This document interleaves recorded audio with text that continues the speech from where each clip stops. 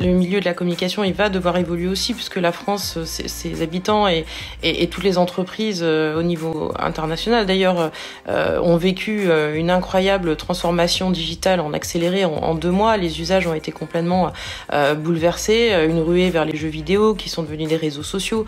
On écoute de plus en plus de podcasts.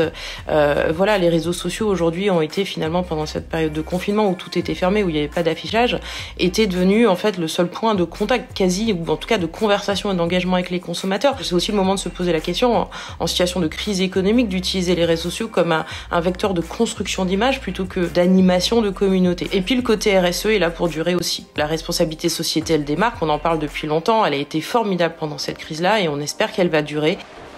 Non, pas de regret du confinement. Il n'empêche que j'ai fait des nouvelles choses. J'ai fait plein de choses. J'ai planté de la pelouse dans mon jardin et ça a fonctionné. J'ai fait pousser des tomates cerises, de la menthe. Je suis devenue végane. J'ai appris à cuisiner végane. Je faisais jamais de cuisine avant et j'ai trouvé ça passionnant. J'ai arrêté de fumer, on croise les doigts. Et puis j'ai fait plein de sport en regardant des webinaires puisque personne ne me voyait faire du sport pendant que j'écoutais. L'avantage du télétravail.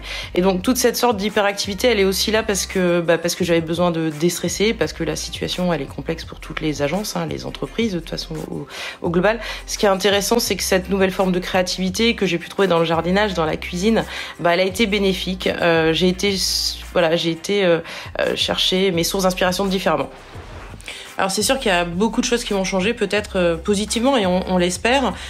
Pour ce qui est le cas des agences, effectivement, on avait tous hâte de rentrer au bureau. La réalité, c'est qu'on va pas rentrer au bureau tout de suite, ou si on le fait, c'est en rotation. Google et Facebook viennent d'annoncer qu'ils imposaient le télétravail jusqu'à la fin 2020. En agence, en France, en tout cas moi pour mon cas, je vais certainement faire des rotations. La réalité, c'est qu'aujourd'hui, s'ils bossent bien en télétravail, c'est parce qu'on a su construire une culture d'agence qui est très forte.